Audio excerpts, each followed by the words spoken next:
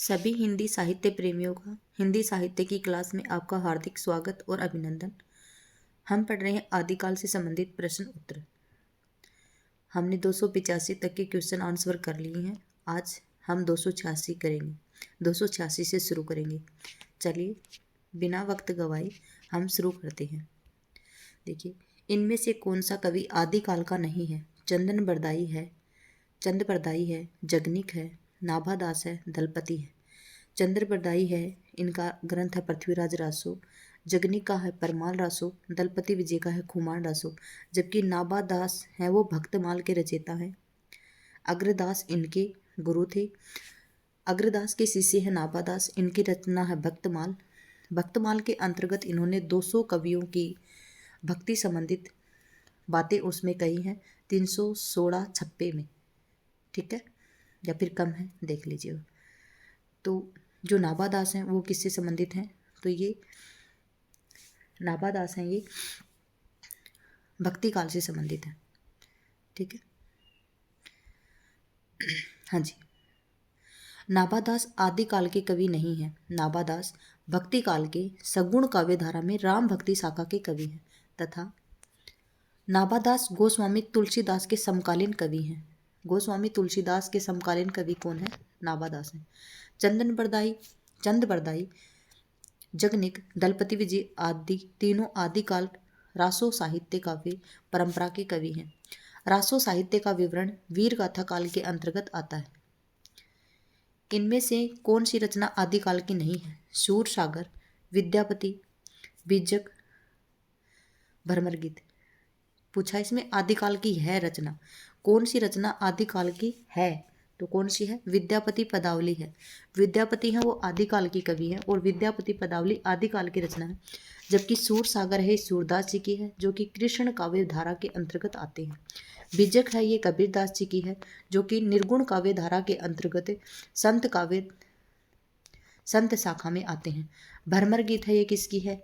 ये भी सूरदास जी की है और सूरदास जी सगुण काव्य धारा के अंतर्गत कृष्ण काव्य धारा के अंतर्गत आते हैं। ठीक है, सगुण भक्ति में कृष्ण भक्ति शाखा के अंतर्गत आते हैं। हाँ जी, देखिए, विद्यापति पदावली आदिकाल की रचना है।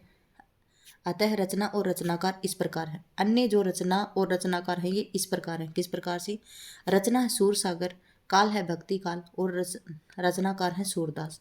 बीजक है ये भक्ति काल की है और कबीरदास जी की है। भ्रमर गीत भी क्या है? भक्ति काल की है और ये सूरदास जी की है।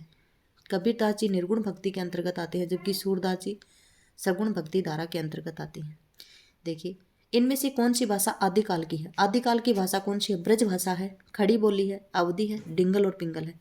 तो आदिकाल के अंतर्गत डिंगल और पिंगल भाषा आती थी। जो ब्रज भाषा है ये किसके अंतर्गत आती है? ये रीतिकाल के अंतर्गत और भारतेंदु युग के अंतर्गत भी आती है। खड़ी बोली है ये अमीर खुसरो ने भी लिखी थी आदिकाल में। और खड़ी बोली का प्रादुर्भाव कब हुआ था? तो भारतेंदु युग में, फिर आगे चल के द्विवेदी युग के अंत। भारतेंदु युग में ब्रज भाषा थी ज़्यादातर, लेकिन द्विवेदी युग में खड़ी बोली का पहला प्रिय प्रवास लिखा गया था। ठीक है, फिर अवधि सूफी काव्यों के अंतर्गत आती थी। तो ये भक्ति काल की है, लेकिन भक्ति काल में किसमें? निर्गुण भक्ति में भी किसकी? सूफी काव्यों के अंतर्गत अवधि। हाँ जी,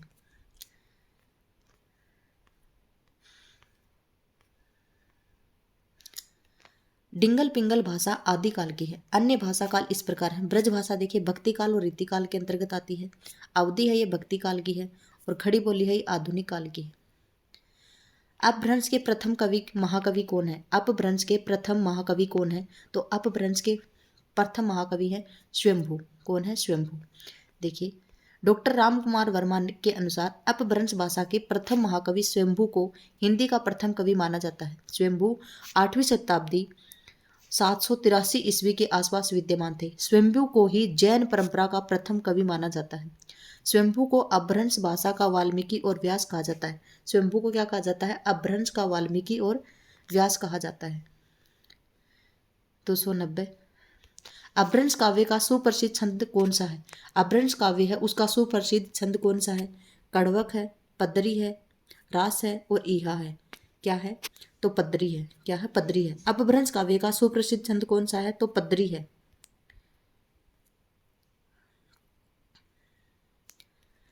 अपभ्रंश काव्य का सुप्रसिद्ध छंद पदरी है। पदरी 16 मात्रा का मात्रिक छंद होता है। इस छंद के नाम पर इस पद्धति पर लिखे जाने वाले काव्यों को पदड़िया बंद कहा जाता है। शंभु ने चतुर्मुख को पदड़िया बंद का प्रवर्तक माना है और सर्वश्रेष्ठ कवि कहा है। शंभु ने किसको माना है? चतुर्मुख को माना है। राजमती से रूठकर बिसलदेव कहाँ गए थे? कर्नाटक, तमिलनाडु, आंध्र प्रदेश, उड़ीसा। तो कहाँ गए थे? उड़ीसा गए थे।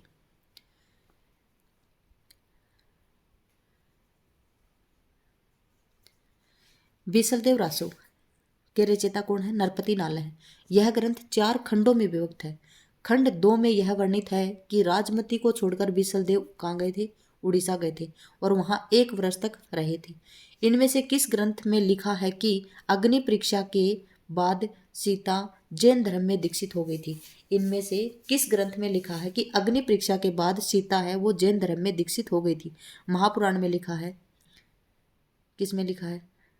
परमात्म प्रकाश में लिखा है। भविष्यत का कहाँ में लिखा है? और पयुम चरियू में लिखा है। तो किस में लिखा है? पयुम चरियू में लिखा है। पयुम चरियू किसकी रचना है? तो पयुम चरियू रचना है स्वयंभू की। ठीक है, स्वयंभू की 3 रचना है। पयुम चरियू है, एक रिठनेमी चरियू है और स्वयंभू छंद है। ठीक है, हाँ जी, देखिए पयुम चरियू ग्रंथ में लिखा है कि अग्नि परीक्षा के बाद सीता जैन धर्म में दीक्षित हुई थी। किसमें लिखा? पयुम चरियू में। पयुम चरियू के रचनाकार कौन है? स्वयंभू है। स्वयंभू की 3 रचनाएं हैं। परी, स्वयं परी, ऐसे याद कीजिए, स्वयं परु, परी। तो स्वयं से स्वयंभू छंद और परी से पै से पयुम चरियू और री से रिठनेमी चरियू। ठीक है, हिंदी साहित्य में 700 से 1400 ईस्वी के कालखंड को गिरियसन ने क्या नाम दिया? देखिए, हिंदी साहित्य में 700 से 14 ईस्वी के कालखंड को गिरियसन ने क्या नाम दिया? संधि काल नाम दिया है, प्रारंभिक काल नाम दिया है, अपभ्रंश काल दिया है, चारण काल दिया। तो क्या नाम दिया है? सभी को पता होगा शायद कि गिरियसन ने हिंदी में 400 से 14 वर्ष का जो काल समय था उसको क्या नाम दिया है? उसको दिया है चारण काल। क्या नाम दिया है? चारण काल। संधि काल किसने दिया है? संधि काल नाम दिया है रामकुमार वर्मा ने। और प्रारंभिक नहीं, आरंभिक काल। प्रारंभिक तो माना है गणपति चंद्र ने और आरंभिक माना है मिस्र बंधुओं ने। ठीक है, देखिए हिंदी साहित्य में 700 से 1400 ईस्वी के कालखंड को गिरियसन ने चारण काल नाम दिया है। गिरियसन ने सर्वप्रथम हिंदी साहित्य के आरंभिक काल को चारण काल नाम से अभिहित किया है, जबकि रामकुमार वर्मा ने इसे संधि काल, मिस्र बंधुओं ने इन्हें प्रारंभिक काल और डॉक्टर बच्चन सिंह ने इन्हें अपभ्रंश काल कहा है। ठीक है, मिस्र बंधुओं ने प्रारंभिक काल नहीं कहा है, आरंभिक काल कहा है। प्रारंभिक काल तो गणपति चंद्रगुप्त ने कहा है। ठीक है, ध्यान रखिएगा। देखिए, निम्नलिखित में से 84 सिद्धों में नहीं है। कौन नहीं है? निम्नलिखित में से कौन 84 सिद्धों में नहीं है? विरूपा है, कणप्पा है, सारंगधर है, कुकुरपा है। तो कौन नहीं है? सीधा सा दिखाई दे रहा है, सारंगधर नहीं है। सारंगधर क्या नहीं है? 84 सिद्धों में नहीं है। जबकि ये क्या है? सारंगधर तो अपभ्रंश भाषा के कवि थे। ठीक है, और सारंगधर ने क्या लिखा था? हमीर रासो लिखा था। हाँ जी, सारंगधर 84 सिद्धों में नहीं है। यह अपभ्रंश भाषा के कवि हैं। ये अपभ्रंश भाषा के कवि हैं। कौन? सारंगधर। इनके द्वारा रचित ग्रंथ हमीर रासो है, जबकि विरूपा, कणहपा, कुकरिपा, सरहपा, मीनपा, सब्रपा, लुईपा और आदि 84 सिद्धों में है। आला और उदल के चरित्र को वीर गीतात्मक काव्य के रूप में रचने वाले कवि हैं। आला और उदल के चरित्र को वीर गीतात्मक काव्य के रूप में रचने वाले कवि कौन है? भट्ट केदार है, श्रीधर है, जगनिक है, चंद्रबरदाई है। किसने लिखा है? 295 में। क्या आएगा? जगनिक आएगा। जगनिक ने क्या लिखा है? परमाल रासो लिखा है। और परमाल रासो को अलग अन्य नाम से क्या जाना जाता है? आला खंड के नाम से जाना जाता है। और ये आला खंड है, इसमें क्या किया गया है कि जो आला और उदल है इनकी जो वीरता है उसका वर्णन किया गया है। ठीक है, और ये वीरता के गीत हैं। ये उत्तर प्रदेश में आलाखंड के नाम से प्रसिद्ध है और यहाँ पे ये गाए जाते हैं ये गीत इनके, किसके, आला और उदल की वीरता के। हाँ जी। कवि जगनिक ने परमाल रासो नामक कृति की रचना की है, जो आला और उदल के चरित्र को वीर गीतात्मक काव्य के रूप में रची गई है। उत्तर प्रदेश में आला खंड के नाम से प्रसिद्ध रासो लोक गेय काव्य है। ठीक है। 1865 में, कब, 1865 में, 1865 में चार्ल्स एलियट ने इस ग्रंथ का प्रकाशन आला खंड शीर्षक से करवाया था। यह मौलिक परंपरा पर आधारित था। इसी प्रति के आधार पर श्याम सुंदर दास ने इसका पाठ निर्धारित किया था। किसने किया था? श्याम सुंदर दास ने। देखिए, पंच पांडव चरितरास के रचयिता कौन है? शालिभद्र सूरी हैं, आसगु हैं, नरपति नाल हैं और दलपति विजय हैं। पंच पंच पांडव चरितरास में के रचयिता कौन है? तो शालिभद्र सूरी हैं। कौन है? शालिभद्र सूरी हैं। देखिए, हाँ जी, पंच पांडव चरितरास के रचयिता शालिभद्र सूरी हैं। इसकी रचना 1350 ईस्वी में हुई थी। यह हिंदी का प्रथम ऐतिहासिक रास ग्रंथ है। डॉक्टर गणपति चंद्र गुप्त ने शालिभद्र सूरी को हिंदी का प्रथम कवि माना है। इनके द्वारा रचित अन्य ग्रंथ है भरतेश्वर बाहुबली रास। शालिभद्र सूरी का एक है पंच पांडव चरितरास और एक है भरतेश्वर बाहुबली रास। भविष्यत कहा किसकी रचना है? भविष्यत कहा किसकी रचना है? राम सिंह की है, देवसेन की है, धनपाल की, पुष्यदंत की। तो किसकी है? धनपाल की है। हाँ जी। देखिए, अपभ्रंश के तीसरे प्रमुख कवि कौन है? धनपाल। 10वीं शताब्दी में भविष्यत कहा की रचना की है, जबकि राम सिंह ने किसकी की है? पाहुड़ दोहा की। देवसेन ने श्रावकाचार की और पुष्यदंत ने महापुराण नामक ग्रंथ की रचना की है। मुकरी लिखने का सर्वप्रथम प्रयास किस कवि ने किया था? स्वयंभू ने किया था, जगनिक ने, अमीर खुसरो ने, कुंभनदास ने। तो किसने किया था? 298 का बताइए। मुकरी लिखने का सर्वप्रथम प्रयास किसने किया था? तो अमीर खुसरो ने किया था। और अगर आपको पता हो तो भारतेंदु युग में भारतेंदु हरिश्चंद्र जी हैं, उन्होंने भी मुकरियाँ लिखी थी। हाँ जी। चलिए, मुकरी लिखने का सर्वप्रथम प्रयास कवि अमीर खुसरो ने किया था। खुसरो की पहेलियां मुकरियों में उक्ति व्यक्ति प्रधानता है। इनके द्वारा रचित अन्य ग्रंथ हैं खालिक बारी, पहेलियां, दो सुखने, गजल इत्यादि हैं। देखिए, आगे 299 का क्वेश्चन है। संवत 1050 से 1375 की कालावधि में लिखे गए हिंदी साहित्य का वीर गाथा काल के रूप में नामकरण किसने किया है? वीर गाथा काल के नाम से किसने किया है? डॉक्टर रामकुमार वर्मा ने किया है, आचार्य रामचंद्र शुक्ल ने किया है, हजारी प्रसाद द्विवेदी ने किया है और डॉक्टर नगेंद्र ने किया है। तो किसने किया है?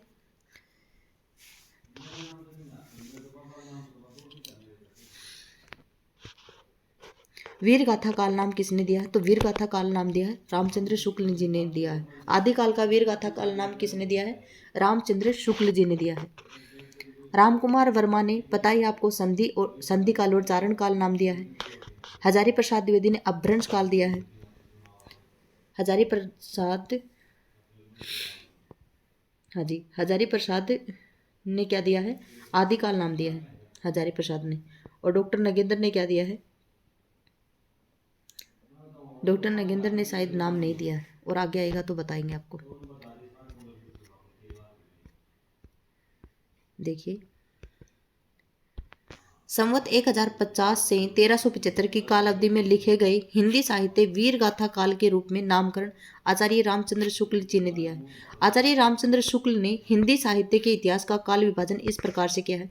आदिकाल को उन्होंने वीर गाथा काल नाम दिया है, संवत 1050 से 1375। पूर्व मध्यकाल को उन्होंने भक्ति काल नाम दिया है, संवत 1375 से 1700 तक। उत्तर मध्यकाल को उन्होंने रीतिकाल नाम दिया है, 1700 से 1900 तक। आधुनिक काल को उन्होंने गद्य काल नाम दिया है, 1900 से 1984 तक। ठीक है। हाँ जी, आगे देखिए।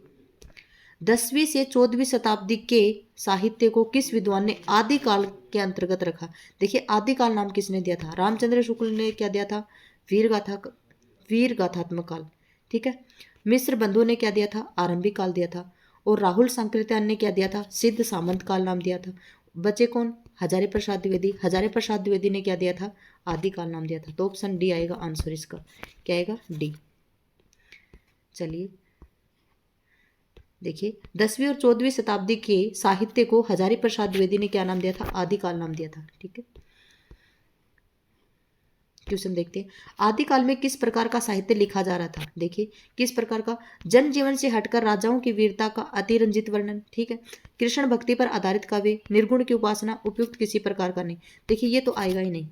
निर्गुण की उपासना कहाँ पे थी? तो निर्गुण की उपासना भक्ति काल में थी। कृष्ण भक्ति पर आधारित काव्य भक्ति काल में, और जन जीवन से हटकर राजाओं की वीरता का अतिरंजित वर्णन, ये सही है, इसमें ए ऑप्शन आएगा, ठीक है, ऑप्शन ए इसका सही। देखिए आदिकाल में जनजीवन से हटकर राजाओं की वीरता का अतिरंजित वर्णन साहित्य में लिखा गया था। आदिकाल के कवि चारण कवि कहे जाते थे, जो अपने आश्रयदाता राजाओं की प्रशंसा अतिशोक्तिपूर्ण करते थे। अमीर खुसरो की पहेलियों और मुकरियों का क्या उद्देश्य था? क्या उद्देश्य था? पृथ्वीराज चौहान की वीरता का वर्णन करना नहीं था, क्योंकि पृथ्वीराज चौहान की वीरता का वर्णन किसने किया है? चंद्रप्रदाय ने किया है। अलाउद्दीन और हमीर के युद्धों का वर्णन तो ये हमीर रासों में है, जो सारंगधर ने लिखा था। मनोरंजन के माध्यम से लोक व्यवहार की शिक्षा तो यही सही है, मनोरंजन के माध्यम से लोक व्यवहार की शिक्षा। देखिए अमीर खुसरो की पहेलियों और मुकरियों का उद्देश्य है मनोरंजन के माध्यम से लोक व्यवहार की शिक्षा देना। वीर गाथा कालीन रासों काव्यों में निम्नलिखित में से किस विषय का वर्णन नहीं है? देखिए किस विषय का वर्णन नहीं है पूछा। आश्रयदाताओं का अतिरंजनपूर्ण वर्णन सही है। इतिहास और कल्पना का सम्मिश्रण आदिकाल से रासों में, हाँ जी सही है। इतिहास का भी और कल्पना का भी सम्मिश्रण है। कृष्ण लीला का प्रतिपादन ये गलत है, क्योंकि ये भक्ति काल में सगुण भक्ति धारा के अंतर्गत कृष्ण भक्ति शाखा के अंतर्गत आएंगे, ठीक है, कृष्ण धारा के अंतर्गत। और युद्धों का सजीव और गत्यात्मक वर्णन ये भी ठीक है। तो 303 में क्या आएगा? सी आएगा। देखिए वीर गाथा कालीन रासो काव्यों में कृष्ण लीला का प्रतिपादन नहीं हुआ, जबकि वीर गाथा कालीन रासो काव्यों में आश्रयदाताओं के अतिरंजनपूर्ण वर्णन, इतिहास और कल्पना का सम्मिश्रण, युद्धों का सजीव और गत्यात्मक वर्णन आदि विषयों का वर्णन किया गया है। रासो ग्रंथ किस भाषा में लिखे गए हैं? खड़ी बोली में, ब्रज में, अवधी में, डिंगल में। तो किस में लिखे गए हैं? डिंगल में लिखे गए, डिंगल पिंगल में। रासो ग्रंथ डिंगल पिंगल भाषा में लिखे गए हैं। अपभ्रंश व ब्रज भाषा को पिंगल भाषा और अपभ्रंश और राजस्थानी को डिंगल भाषा कहा जाता है। वीर गाथा काल में प्रसिद्ध प्रबंध काव्य का क्या नाम था? पद्मावत था, पृथ्वीराज रासो था, कामायनी था, रामचरितमानस था। पद्मावत वीर गाथा काल के अंतर्गत नहीं आता है। पद्मावत किसकी है? जायसी की है, जो कि सूफी काव्य के अंतर्गत आता है। पृथ्वीराज रासो इसका सही है, ऑप्शन बी सही है। वीर गाथा काल का प्रसिद्ध प्रबंध काव्य है ये। किसने लिखा था? चंद्रप्रदाय ने। कामायनी ये किसकी है? जयशंकर प्रसाद की रचना है। और रामचरितमानस किसकी है? तुलसीदास जी की है, ठीक है। चलिए वीर गाथा काल का प्रसिद्ध प्रबंध काव्य पृथ्वीराज रासो है, जिसे आचार्य रामचंद्र शुक्ल ने हिंदी का प्रथम महाकाव्य तथा इसके रचयिता चंद्रप्रदाय को हिंदी का प्रथम कवि कहा है। जायसी कृत पद्मावत और तुलसीदास कृत रामचरितमानस नामक महाकाव्य भक्ति काल के प्रमुख काव्य हैं, जबकि जयशंकर प्रसाद की कामायनी छायावाद का प्रमुख काव्य है, ठीक है। विद्यापति के पद किस भाषा में है? पहाड़ी में, मैथिली में, पिंगल में और अवधी में। किस में है? विद्यापति के पद मैथिली भाषा में है। विद्यापति के पद मैथिली भाषा में रचित हैं। विद्यापति बिहार के विपसी नामक गांव में रहने वाले थे।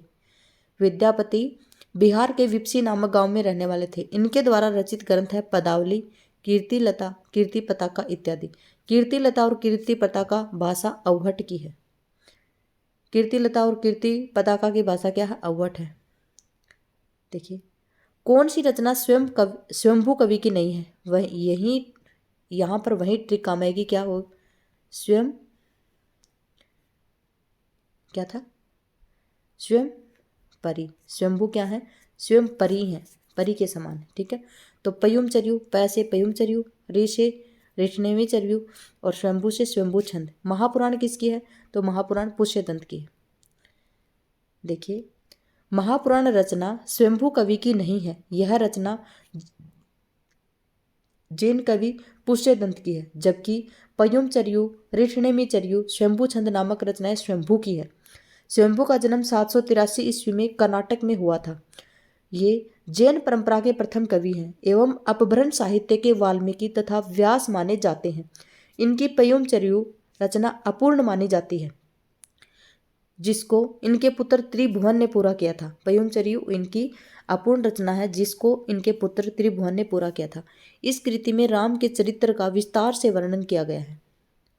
किसमें? पयुमचर्यु में। देखिए, अपभ्रंश प्रभावित हिंदी रचना कौन सी है? भरतेश्वर बाहुबली रास, चंदनबाला रास, नेमिनाथ रास और बसंत विलास। 308 में देखिए, अपभ्रंश प्रभावित हिंदी रचना कौन सी है? भरतेश्वर बाहुबली रास, चंदनबाला रास, नेमिनाथ रास और बसंत विलास। तो क्या आएगी? भरतेश्वर बाहुबली रास। अपभ्रंश प्रभावित हिंदी रचना कौन सी है? तो भरतेश्वर बाहुबली रास है। देखिए, अपभ्रंश प्रभावित हिंदी रचना भरतेश्वर बाहुबली रास है। इसके रचयिता शालिभद्र सूरी हैं। यह रचना 1184 ईस्वी में रचित 205 छंदों में एक खंड काव्य रचा गया है। शालिभद्र सूरी की एक अन्य रचना है बुद्धि रास। शालिभद्र सूरी की क्या है एक और रचना? बुद्धि रास है। जबकि चंदनबाला रास, नेमिनाथ रास, बसंत विलास आदि अपभ्रंश मुक्त रचनाएं हैं। कौन कौन सी? चंदनबाला रास है वो आसगु कवि की है, नेमिनाथ रास है वो शायद सुमति गणी की है, और बसंत विलास आदि ये अपभ्रंश से मुक्त रचनाएं हैं। 11वीं शताब्दी में रचित लोक भाषा काव्य कौन सा है? लोक भाषा काव्य आपसे पूछा है।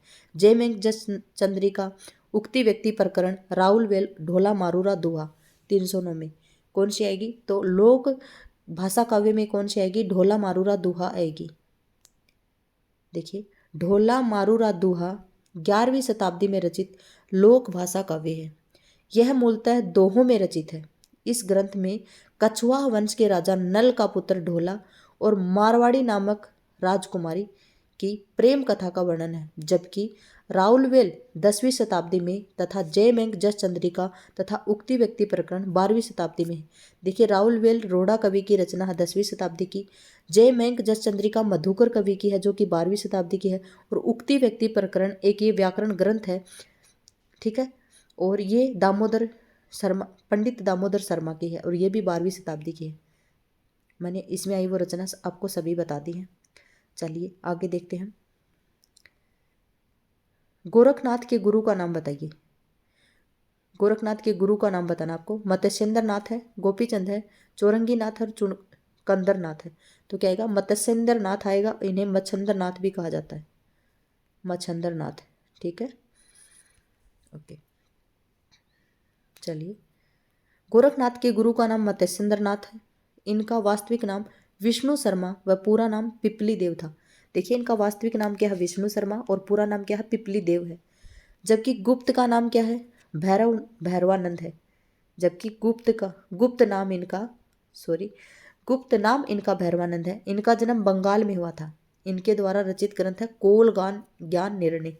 देखिए, मत्स्येंद्र नाथ की रचना कौन सी है? कोलगान ज्ञान निर्णय है। देखिए, अपभ्रंश शब्द का सबसे पहले उल्लेख किसने किया है? पाणिनि ने किया है, नागार्जुन ने, पतंजलि ने, सरहपाद ने। अपभ्रंश शब्द का सबसे पहले प्रयोग किसने किया है? तो सबसे पहले प्रयोग किया है पतंजलि ने किया था। अपभ्रंश का सबसे पहले प्रयोग किसने किया था? पतंजलि ने किया था। और किसमें किया था? अपना जो इनका ग्रंथ है कौन सा है वो? शायद पतंजलि महाभाष्य में किया था। ठीक है, हाँ जी। अपभ्रंश शब्द का सबसे पहले उल्लेख महाभाष्यकार पतंजलि ने किया था, जिससे पता चलता है कि संस्कृत या साधु शब्द में लोक प्रचलित विविध रूप अपभ्रंश या अपशब्द कहलाते हैं। इस प्रकार प्रतिमान से च्युत, संकलित, भ्रष्ट अथवा विकृत शब्दों को अपभ्रंश की संज्ञा दी गई थी, और आगे चलकर यही संज्ञा पूरी भाषा के लिए स्वीकृत हो गई थी। सिद्धों में प्रथम कवि कौन थे? सरहपा थे, कण्हपा थे, गुंडरिपा थे और शेरपा थे। कौन थे? सिद्धों में प्रथम कवि किसे माना जाता? तो सरहपा को माना जाता है। देखिए, 312 में क्या आएगा? सिद्धों में प्रथम कवि कौन माने जाते हैं? तो सरहपा माने जाते हैं। सिद्ध सरहपा 8वीं सदी हिंदी के प्रथम कवि माने जाते हैं। उनको बौद्ध धर्म की वज्रयान और सहजयान शाखा का प्रवर्तक आदि सिद्ध माना जाता है। इनका मूल नाम राहुल भद्र था।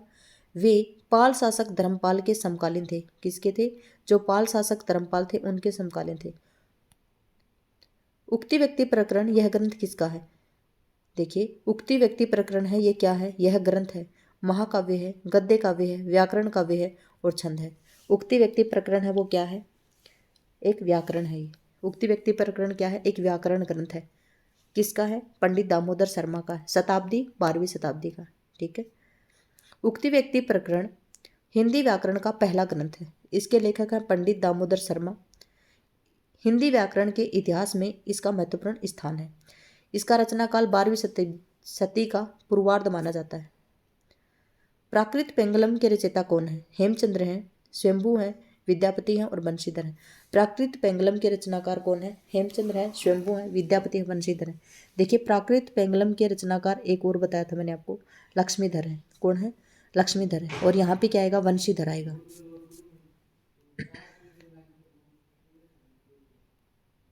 देखिए, प्राकृत पेंगलम टीका के रचयिता कौन है? बंशीधर है। क्योंकि देखिए, लक्ष्मीधर ने 14वीं शताब्दी के अंत में प्राकृत पेंगलम नामक ग्रंथ का संग्रह किया था। प्राकृत पेंगलम में विद्याधर, सारंगधर, जज्जल, बब्बर आदि कवियों की रचनाएं संकलित की गई हैं। प्राकृत पेंगलम में प्राकृत और अभ्रंश छंदों की विवेचना की गई है। देखिए,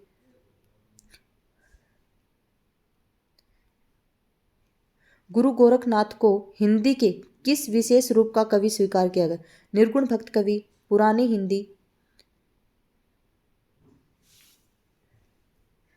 हिंदी के कवि, प्राकृत काल के कवि और किसके?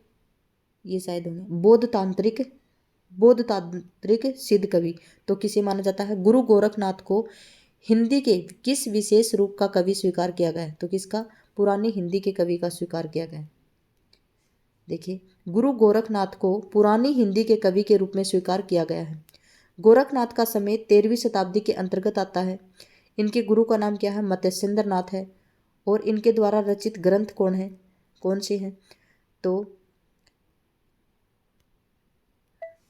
शब्दी है, पद है, प्राण सांकली है, शिष्या दर्शन है, नरवे बोध है, सप्तवार है, रोमावली है, आत्म बोध है, ज्ञान तिलक, ज्ञान चौतीसा, अभय मात्रा जोग, पंच मात्रा और गोरख बोध। इनके जो गोरखबाणी नाम से इनका जो संकलन है वो किसने किया है? तो पीताम्बर दत्त बर्तवाल ने किया है। ठीक है। आज हम यहीं तक ही करेंगे। ठीक है। 316 से और शायद 345 या 50 तक है। 350 लास्ट है इसमें। अगले वीडियो में ख़त्म हो जाएंगे। ठीक है। यूं ही आप पढ़ते रहिए और बने रहिए वीडियो में अंत तक। आपका धन्यवाद।